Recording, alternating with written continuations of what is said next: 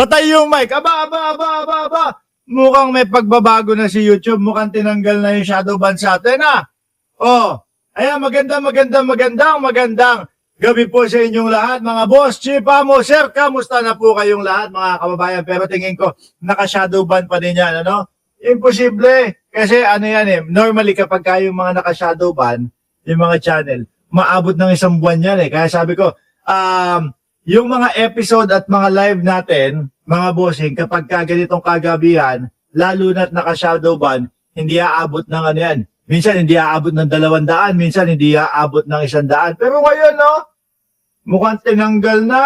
Pero anyway, mga bossing, chief, amo, sir, maiinit po ang ating mga tatalakayin sa gabing ito. Kaya po kung kayo ay hindi pa nakasubscribe dito sa ating channel, ay dapat po pindutin nyo na po yung subscribe button upang sa ganun, kayo po ay laging ino-notify ni YouTube pag nag-uumpisa na po tayo ng ating mga talakayan. Sabi ni Julian, first time ko nanonood ng live idol. Shout out from Kingdom of Saudi Arabia. O, salamat po. Galing po sa KSA o Kingdom of Saudi Arabia kay Julian.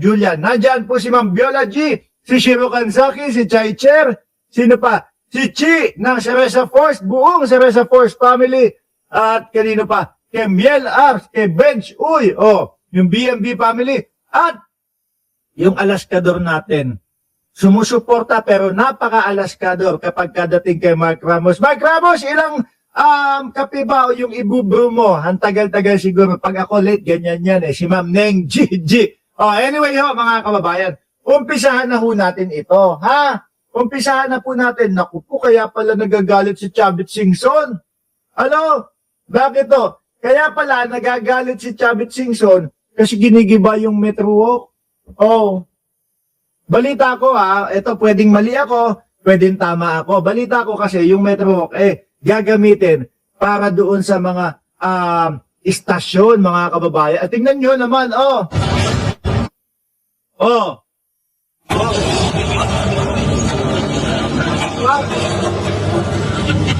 Kaya naman pala, laging, araw-araw, minuto, madamadaling araw, isama na natin yung madaling araw, madamadaling araw, kaya naman pala si Chavit Singson ay laging ganyan. No? Laging maingay.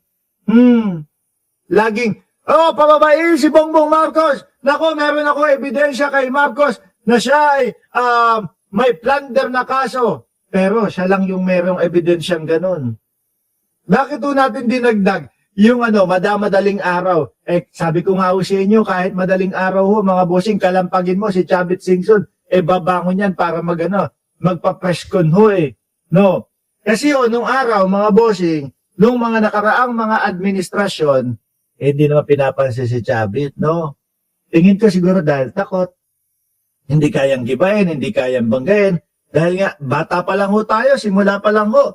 Mga kababayan, nung nakilala natin at nakamulatan natin si Chavit Singson, ano na yan kumbaga, maton na yan no? Pag binangga mo si Chavit Singson, pag binangga mo si Atong Ang, naku po, may kalalagyan ka. Kung maalala nyo, tingnan nyo ngayon kay Era po, pero ibahin nila si Pangulong Bongbong Marcos. Di ba? Ibahin nila si Pangulong Bongbong Marcos.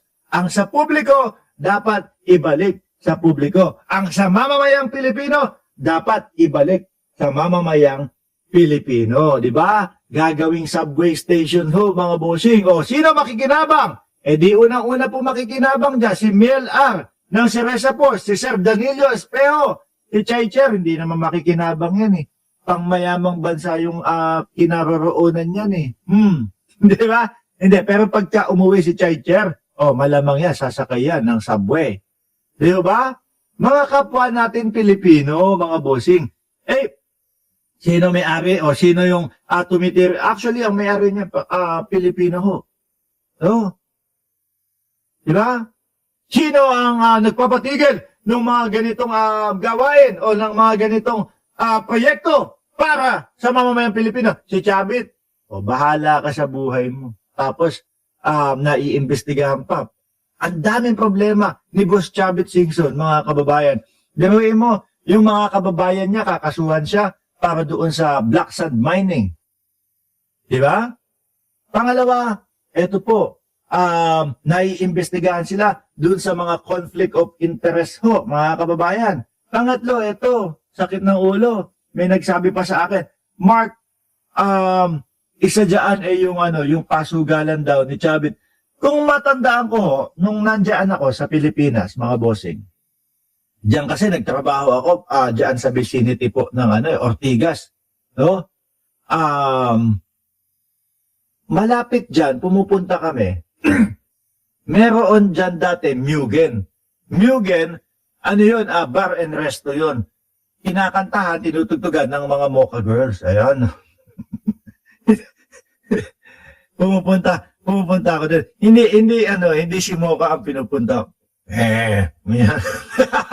Siyempre sama na doon, wala Nandun sa entablado si Mocha. Tapos nandoon yung si Grace. Yun yung inaano ko doon. Binabantay ako, sinisilip-silip ko. Dati pa yun, mga kababayan.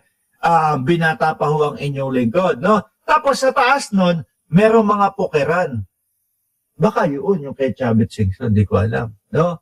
Pero instead na manatili na pokeran yun o sugalan, mga kababayan, mas maigi, eto mapakinabangan po talaga. Yung talagang serbisyo Pilipino, mga kababayan, mga boss chief, amo, sir. Ganyan ang Pangulo. Ganyan ang gobyerno ni Pangulong Bongbong Marcos, di ba? Sabi ni Chef, pukiran. Iba yung Iba yung naiisip ko dyan sa sinasabi mong pukiran na yan. Sabi ni Ma'am Neng Gigi, yoko niyan si Mocha.